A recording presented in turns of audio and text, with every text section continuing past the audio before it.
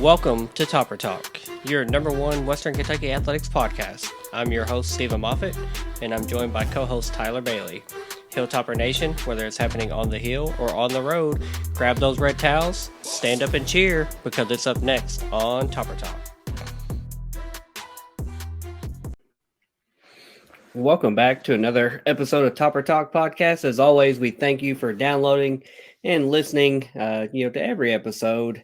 As always, I've got my man Tyler here with me. Tyler, you ready to jump in and recap a big victory over Louisiana Tech?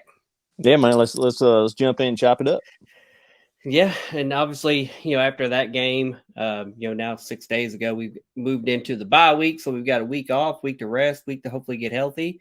As always, you can follow us on Twitter and Instagram at Topper_Talk. Follow us on YouTube at the Topper Talk podcast. Definitely slide over there, check out those video episodes. I was thinking about it earlier today. We're starting to get a nice, healthy queue of pretty awesome videos over there. We had the Nante Davis interview. We've got the Steve Lutz interview. We just did a Case and Barton interview, the track and field athlete. And hopefully we've got many more, player and coach video episodes coming up in the future. So definitely go over there, subscribe, give us a follow. Before we jump into the main part of the episode, I want to talk about our sponsor, that is the Fireman Moving Company. They are the official moving company of WKU Athletics. Not only can they be trusted to move all the coaches in and out of Western, but they can move you anywhere nationwide. The Fireman Moving Company is owned and operated by firemen and is founded by WKU alumni. If you are looking to get moved sometime soon, give them a call at 270-791-1755 and get yourself a free quote. I feel like I've said it 100 times now. I feel like I'm just, banging the drum. But definitely, if I'm moving, I'm calling them. I guarantee you, not just because they're our sponsor, but because they are worth every penny of what they do. They're professional, they're fast, they're efficient, they're fairly priced. You won't regret it. Give them a call. Let them see if they can help you out. Now, let's jump in to the episode. We're going to get into the Red Towel wrap-up, which is catching us up on all the WKU athletics that we've missed since our last recording. So, Tyler, kicking it to you. Give us that Red Towel wrap-up. All right. So, on 10-3, the volleyball team welcomed Liberty to Conference USA by sweeping them 3-0. And then on the 4th, they once again had a rematch and beat them 3-2. The tennis the tennis team played had a 3-day matchup in the MTSU Middle Tennessee Invitational, where WKU started the first day of the 3-day event with single matches against Tennessee State, and all 8 Lady Toppers claimed victories in their matches. WKU then claimed victories in 6 of the 7 double matches it played later in the day. Lady Toppers went a perfect 11-0 on the final day of the 3-day event. WKU finished the 3-day event with a 25-6 record in singles matches and a 13-1 mark in doubles matches. Then on the 7th, volleyball played Jacksonville State University, welcomed them to Conference USA by sweeping them 3-0. Later that day, the soccer, they played UTEP and sadly lost 0-1. And then on the 8th, volleyball team had a rematch against Jacksonville State University and surprise, surprise, swept them 3-0. And also, I can't let this go. On October 12th, so we're recording on Wednesday. Tomorrow, Thursday, October 12th, is the event Tops on Trojan Trail. It's a free community event.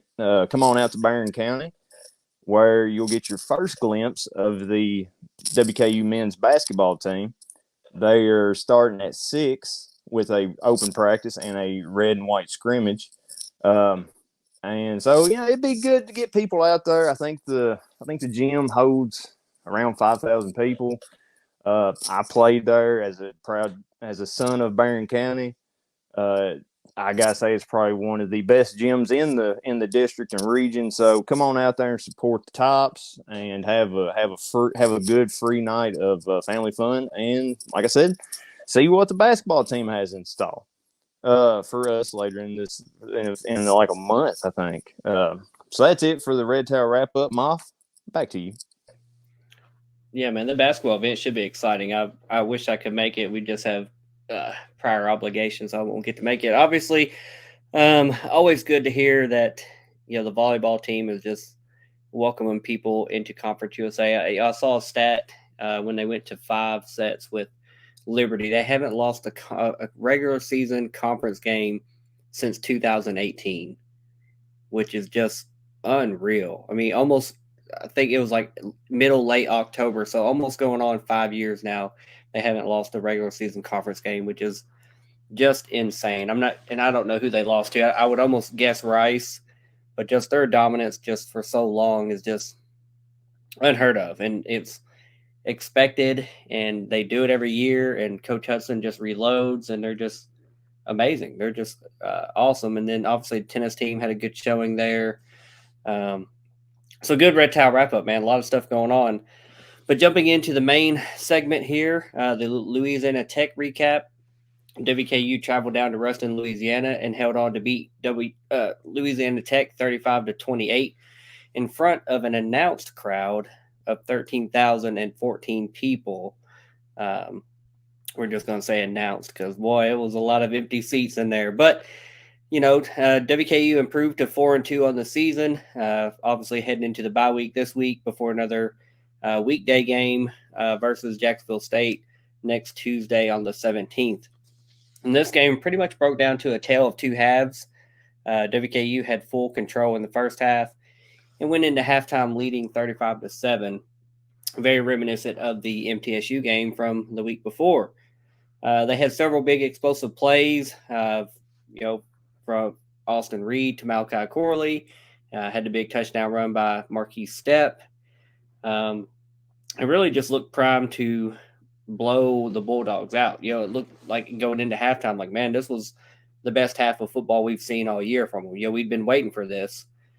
But obviously that kind of slowed down in the second half. But Tyler, what was your thoughts? I guess with the WKU offense going into halftime, what were you thinking? From what you saw and just how good we looked, just that first half of the game.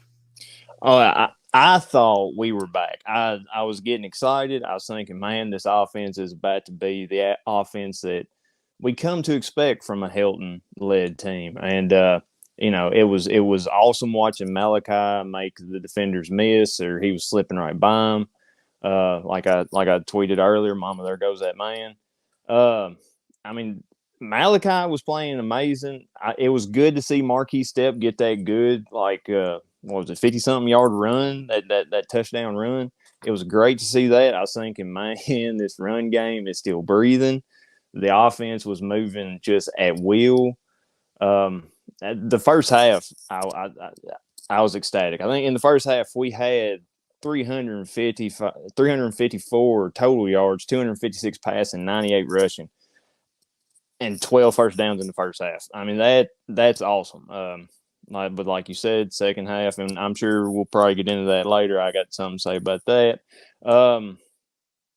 Was absolutely amazing. Malachi, I think at the halftime he had like 140 something yards for Yak, after the catch. It was amazing. But yeah, I mean, the first half, I texted my buddy and says, "We're back." But that's all I gotta say about the first half. Yeah, I wish we had stayed back because the second half literally was a complete 180 from what we saw in the first half. It almost felt like we went from the best half of football we had played all season to, arguably maybe the worst half we had played, worst second half we had played. Didn't score any points, let Louisiana Tech get back into the game. It felt like we just took the air out of the ball and we're really trying to force the run game to be effective when, the first half we proved that they could not stop us passing the ball, at all. And I think it's interesting you said we had 12 first downs in the first half because I think when we get to the indicators, I think we ended with 14 for the game, if I'm not mistaken. So we had 2 first downs after half. That's eye-opening. We took the air out of the ball. We let Tech get back into the game. They made it a one-score game with 3:09 left in the fourth quarter. WKU got the ball back and went 3 and out and gave Tech a chance to tie. Luckily, we had Anthony Johnson step up and make a game-sealing interception. Now, offensively, WKU was led by Austin Reed, who was 19 out of 34 with 297 yards, 3 touchdowns, and 1 interception. Our running game had another 100-plus yard game. Talked about that Marquis Step, that big 50-some-odd-yard run. He led the way with 9 carries for 76 yards and that touchdown. Overall, the team had 28 carries for 120 yards, 129 yards with a 4.6 yard per carry average and 2 rushing touchdowns. Malachi Corley led the wide receivers. He ended up with 8 catches for 207 yards and 3 touchdowns, which was only the third 200-yard receiving game in WKU's history. And then he got a plethora of awards since then. I remember after the game, I tweeted, "That's a Conference USA Offensive Player of the Week right there." I was right, but also there was way more that he got. He was named the Conference USA Player of the Week. He was the Shrine Bowl Breakout Player of the Week. He was the Reese Senior Bowl Co-Offensive Player of the Week. I did not look at who the other offensive player was, but I would like to know who matched his stats. He was on PFF College Football's Offensive Team of the Week. He moved into number 2 in career receptions at WKU with 217 total, trailing only Taywan Taylor, who had 253 in 4 full years. Malachi's in his third. And then, not really more needs to be said about Malachi. I mean, that man he's missed a couple games this year, and he's still I think he's still in the top 20 of receiving yard leaders in the nation. He even put out there, "Man, I missed a couple games. I got work to do." That man's a monster, and just it's good to see him healthy. Good to see him and Austin having that amazing connection. But Tyler, what did you take away from the total offensive performance? Obviously, not just that great first half. We saw the second half just turned into punt fest. Kind of turned into what we saw late in the game versus USF. Second half versus MTSU, when we just weren't effective. What was your takeaway on the second half of the game against Louisiana Tech? Well, I mean, the second half, we only had like 72 yards. I mean, like I said, we started with 354. We finished the game with 426. Have we, since Helton has been here, and probably earlier at Ohio State, but when else have we been held for less than 100 yards in a half? Piggy 2 years. Well, yeah, true. Those were the years. That's the year that we won't remember.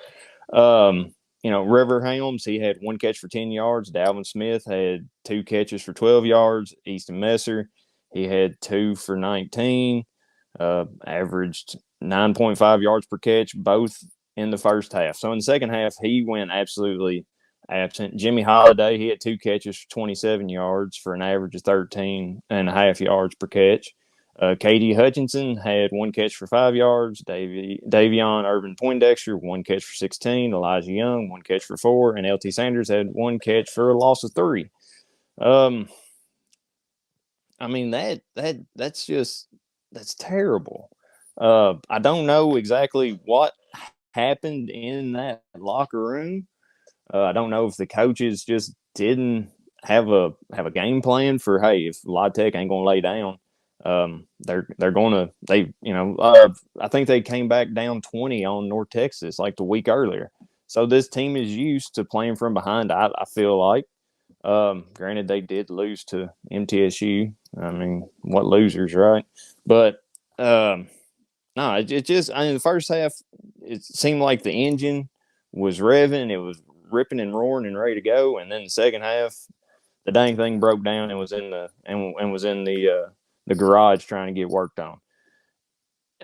It just blows my mind how it was like a Dr. Jekyll and Mr. Hyde type game. And I mean, if we want to win conference, we cannot have that no more at all.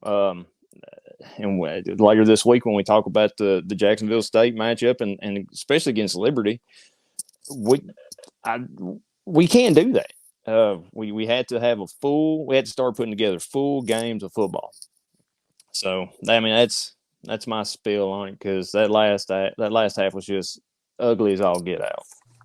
Yeah, I mean, I guess some positives to take away from it. This is being glass half full. Is we see what this offense can do, and we know we're severely limited by injuries. We saw a couple more guys get injured in this game. We've talked about the plethora of offensive injuries we've had, wide receiver especially. And we know that we're way down the depth chart with wide receivers. We have to see more of those guys step up besides Malachi. You name some of those guys, and some of them have had big games, but just they weren't there for this game. Malachi can't be the only one making all the plays, but eventually we're going to put a full game together. I believe that. I know that's going to happen. We're going to put our foot on somebody's throat, and they're going to feel the full pain of this offense putting up 500-600 yards on somebody and 40+ points, like we were predicting coming into this season. But that just hasn't happened yet this season. We've just had some really good halves, and we had some really bad halves. So I'm going to take away that we've seen glimpses of it. We know it's there. We know we're able to do it. We just haven't put it all together there. And hopefully with this bye week, we get some guys healthy. Hopefully we kind of figure out what those problems are, those inconsistencies are. Whomever's calling plays, keeping that pedal down, being more aggressive, and hopefully clean that up because the Jacksonville State game's looking like it could be tough. And then we turn right around and play Liberty after that, which is going to be another big game. So now defensively, the tops were led by Talik Allen, who had 9 tackles, including 5 solo. Anthony Johnson had 7 tackles, 1 tackle for loss, and that game-clinching interception. Virgil Marshall also secured an interception in this game. Like I said, we did see a couple injuries. Donut Evans left the game, and Bryson Washington left the game. Obviously, we hope that those aren't too serious of injuries. We got a 12-day layoff. We'll keep our ear to the ground and hopefully find out about those guys and what their availability might be going forward. But Tyler, what were your thoughts about the defensive effort versus Louisiana Tech? Muted. Thank you. I just forget about that button sometimes. In the first half, we held La Tech to ended up with 19, so they got 12 there in the second half. We only gave up 174 total yards with 89 coming off of passing, 85 coming from the rush attack from La Tech. I mean, we really did just shut them down. But in the second half, they did end up with 397 total yards. So they gained 223 yards in the second half. I hated seeing the donut and the players go down. No one wants to see that, especially from someone who was heaped with preseason awards like Donut was.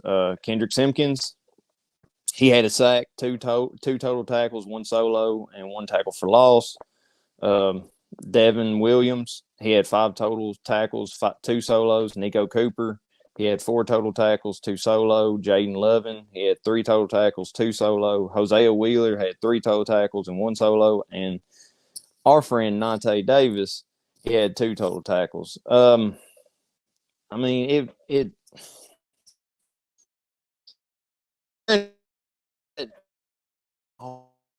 player who was their kick return or punt returner,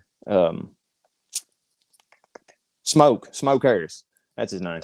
I mean, he played good. Their quarterback, I don't know what he took in the locker room, but it obviously jacked him up. He was ready to go. Must have been like on Space Jams in the original one. They had that secret sauce, but it's really just water. But that boy's on something, and I want the NCAA's to investigate it because he had the game of his life in the second half. I was thrilled with the first half performance. We did have to move down the depth chart, but hopefully that was just one game fluke. So yeah. Yeah, just a crazy game. Defensively, we talked about preseason. We talked about how young our defense is. We only had 4 starters coming back. We are replacing 7. And now we've talked about several injuries that we've had. Upton Stout against Middle. Now Bryson and Jaquez here this week. So, we're playing down the depth chart. We're playing some young guys, some guys getting some reps, which, they're still holding their own. That's what I'm excited to see. Yeah, we gave up some points and yards, but they did enough to get the victory. And honestly, we should have seen more offensively. We've talked about that. I'm talking about special teams. Luke Canario had no field goal attempts, but he was 5 for 5 on extra points. Tom Ellard had a stellar day with 7 points, averaging 40.7 yards. Now let's touch on the key indicators in the game before we jump into grades. WKU outgained Louisiana Tech 426 yards to 397. Louisiana Tech had 19 first downs to only 14 for WKU. Tech was 4 out of 17 on third downs, but they were 4 out of 6 on fourth downs. WKU was 3 out of 14 on third and 1 out of 2 on fourth. Tech had 2 turnovers. WKU only had 1. In time of possession, WKU had 26 minutes and 3 seconds of possession, with Tech having 33 minutes and 57 seconds of possession. And really, that time of possession really highlights those several quick big play scores that we had from Malachi, a couple times, and then the Marquis Step big touchdown run, really kind of sank our time of possession when we were giving it right back to them that quick. And then we talked about just the difference in halves, having 12 first downs in the first half and only 2 in the second half. Just something we can't live with going forward as we get into the meat of the conference schedule. We will lose games if we continue to have that kind of a just yin and yang, Jekyll and Hyde, just A plus or F performance, first half to second half. Now let's jump into those grades. Offensively, what do you got for the tops this week? Well, if we're going by just first half, which I would like to do, but we can't be fair by doing that, I would give them an A plus plus. But the second half, I would give them probably a D or an F, because it just the wheels fell off and the engine caught fire. So I'm gonna give them a C, just a plain C. Yeah, I'm right there with you. Same. I mean, it really almost exactly the same. If it was just first half, we're giving them an A plus. Second half was, D minus, borderline F.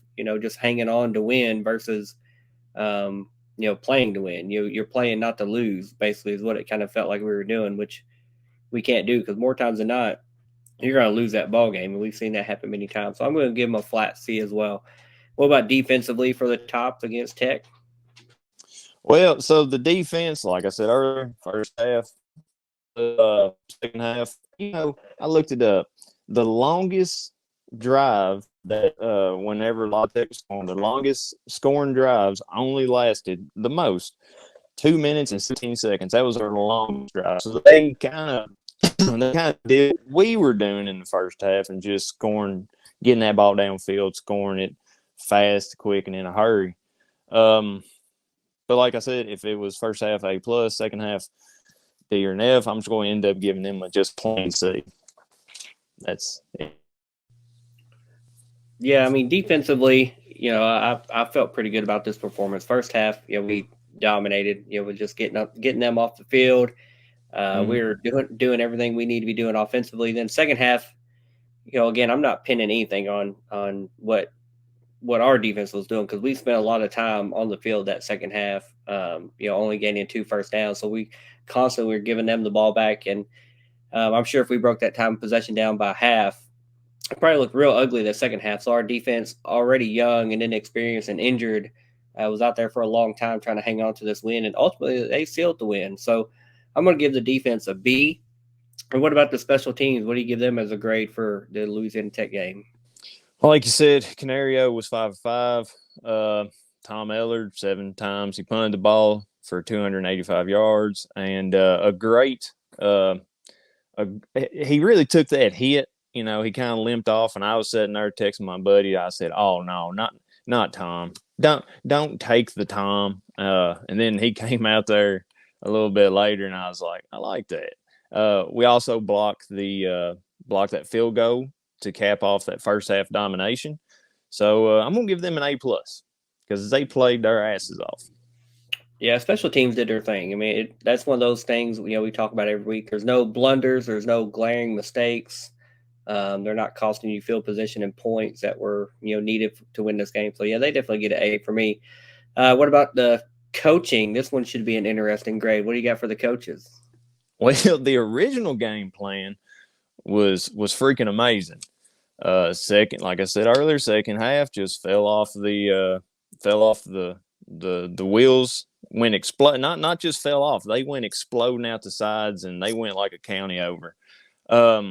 So first half it would have been an A. Second half probably would have, because they didn't make no adjustments. They didn't say, "Hey, maybe make a better pass or reel in that catch or get around the edge." Um, I'm gonna give them. I'm probably second. I'm just gonna give them a C. That's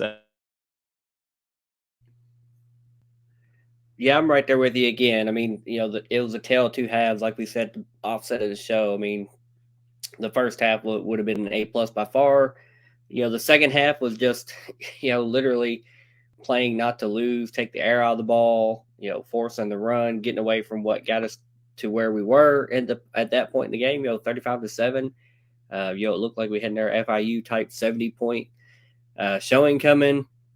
And again, second week in a row where we've had that happen. So I'm right there with you. I'm gonna give the coaches a C. Overall, though, it was nice to get another win.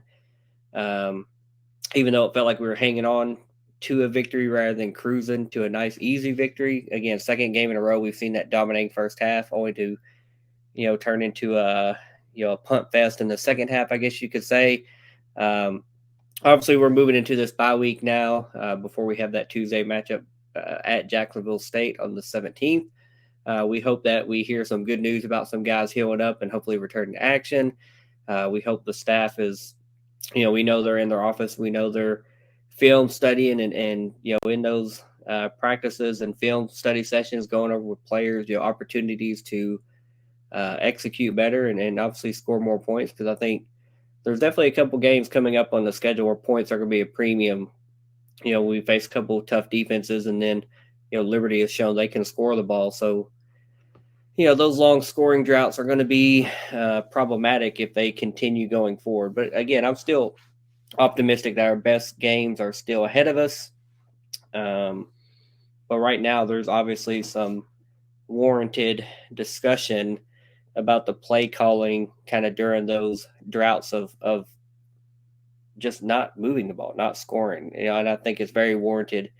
Are we trying to milk the clock? Are we trying to force the run? Are other wide receivers besides Malachi going to step up and continue to make plays? When we saw Easton Messer earlier in the season do that. But the last few games, it's just kind of, tailed off and just not been, kind of just been a one-man show, kind of been the Malachi show, which can win us a lot of ball games, and it won us this ball game. But, as we move forward and hopefully try to win a conference championship, we're going to need more guys to step up, hopefully get healthy, better play calling, just more consistent play calling. Don't go away from what works.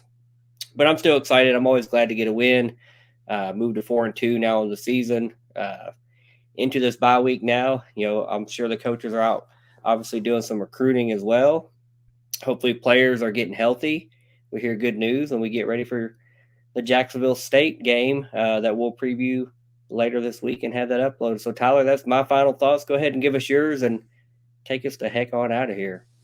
Well, yeah, you're right. I mean, I hate to be so pessimistic during a win because, I just hate to be negative. We're missing, Blue Smith, Zevion Capers. I mean, it's good to see, Jimmy Holiday kind of, well, he caught them two passes, those were impressive. It is good to get these young guys experience. I just kind of wish some of them, I don't want to be down on anybody. I don't want to be too negative, like I said. Let's just close the book on this one. Get ready for Jacksonville State, who they've only lost one game in conference, and that was the Liberty. So these next two games are going to be very important.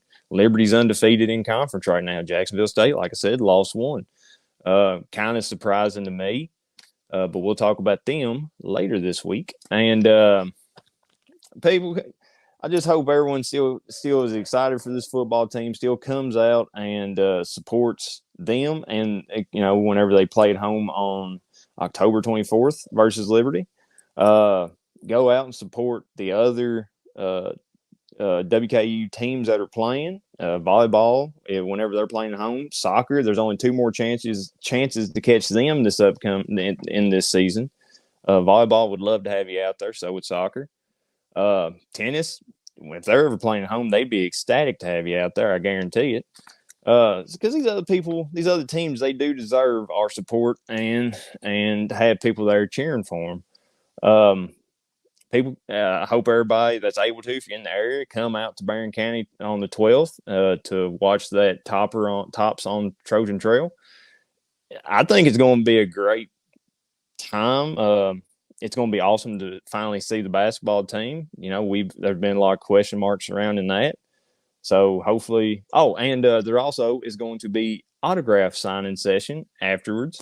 So if you want to get a shirt or a towel signed by a player, I know they would be happy to do that. Also going to be set, like have their little, going to have NIL stuff up for sale. So, like I said, come on out if you're in the area. The gym sits about 5,000 people. I'd love to have that place ripping and roaring like it was back whenever we used to play Glasgow and have district tournaments there. So with that, I will say, who has it better than us? Nobody, buddy. Go Tops. Go Tops. Later, guys. See y'all.